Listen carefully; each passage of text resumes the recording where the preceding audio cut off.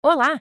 Vamos conversar hoje sobre um assunto que pode ser a chave para entender um monte de sintomas comuns, mas que deixam a gente bem confusa: a progesterona baixa. Se tem sensações no corpo que simplesmente não parecem fazer sentido, essa nossa análise de hoje pode, quem sabe, trazer algumas respostas. Sabe aquela sensação de cansaço que parece que não vai embora nunca, mesmo depois de uma noite inteira de sono? E as emoções? Uma hora tá tudo bem, na outra parece uma montanha-russa sem freio, sem nenhuma explicação óbvia. Pois é, muita gente passa por isso e acaba achando que é só, sei lá, o estresse do dia a dia e segue em frente, muitas vezes em silêncio. Mas e se a raiz disso tudo for, na verdade, um desequilíbrio hormonal? Acontece que a tal da progesterona baixa pode ser justamente a peça que faltava nesse quebra-cabeça. Ela pode estar conectando todos esses sintomas que, assim de cara, não parecem ter nada a ver um com o outro. Então, bora mergulhar nisso. Para entender o problema, a gente precisa primeiro conhecer a grande protagonista da nossa história de hoje, a progesterona. O que ela faz exatamente e por que ela é tão importante? Olha, a progesterona é muito mais do que só um hormônio ligado à reprodução, sabe? Dá para pensar nela como a grande pacificadora do corpo. Ela tem um efeito calmante natural que ajuda a gente a lidar com a ansiedade, a ter um sono mais tranquilo, mais reparador. É o hormônio que, no fim das contas, traz o equilíbrio.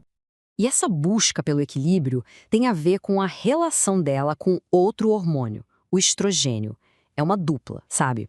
Se o estrogênio é tipo a energia, o construtor, que estimula tudo a crescer, a progesterona é o regulador, que chega para acalmar e equilibrar essa energia toda. Um precisa do outro. A saúde hormonal depende totalmente dessa dança harmoniosa entre os dois.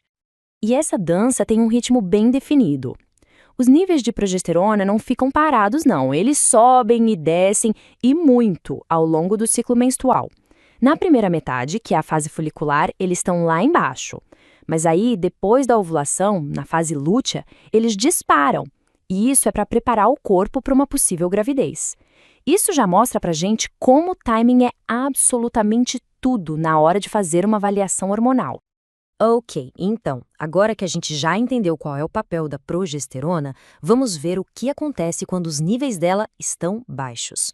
O corpo é um comunicador incrível, ele manda sinais bem claros, a gente só precisa aprender a escutar. Geralmente, os primeiros sinais são os físicos. Sabe quando o ciclo menstrual fica todo bagunçado? Ou a TPM vem com uma força que parece que vai derrubar a gente? Dificuldade para dormir, acordar no meio da noite com aquele calorão, até a pele, o cabelo, as unhas, tudo pode começar a mostrar sinais de fraqueza, refletindo esse desequilíbrio que está acontecendo por dentro. E olha, o impacto vai muito além do corpo. Lembra que a gente falou que a progesterona é o hormônio calmante? Então, sem ela em níveis adequados, é muito comum sentir aquela inquietação constante, uma irritabilidade que não passa. Sabe aquela sensação de sobrecarga, que qualquer probleminha vira um problemão? É isso. A conexão entre hormônios e a nossa saúde mental é direta e é muito poderosa. Agora, para quem está na jornada de tentar engravidar, os sinais podem ser ainda mais diretos. A progesterona é simplesmente fundamental para preparar o útero e ajudar a manter a gestação segura ali nas primeiras semanas. Se os níveis estão baixos, isso pode, infelizmente, levar a dificuldades para conceber ou até a perdas gestacionais que se repetem. Tá, mas aí vem a pergunta, né? Por que isso acontece? O que faz esses níveis de progesterona caírem tanto? Vamos dar uma olhada nas causas mais comuns para isso. Várias condições médicas podem estar por trás disso. A síndrome dos ovários policísticos, a famosa SOP, por exemplo, muitas vezes bagunça a ovulação ou até impede que ela aconteça. E o que acontece? Sem ovulação, não tem produção de progesterona em quantidade suficiente. Outro grande vilão é o estresse crônico.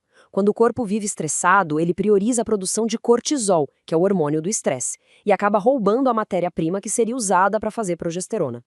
E não é só isso, o nosso estilo de vida também tem um peso enorme. Uma alimentação muito pobre em gorduras boas, por exemplo, pode ser um tiro no pé, porque os hormônios precisam de gordura, de colesterol para serem produzidos. Até mesmo exagerar no exercício físico ou a exposição a certos químicos que estão por aí, em plásticos, pesticidas, tudo isso pode bagunçar esse equilíbrio que é tão delicado.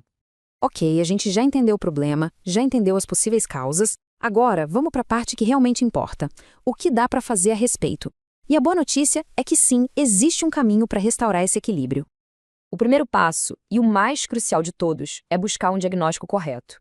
E o caminho para isso é bem claro. Começa com a pessoa prestando atenção nos próprios sintomas, no ciclo. Depois, claro, levar tudo isso para uma consulta com um médico especialista, um ginecologista ou endocrinologista.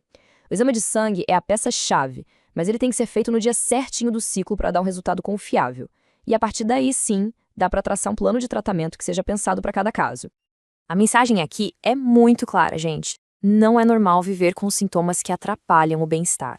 Aquela história de, é assim mesmo, não cola.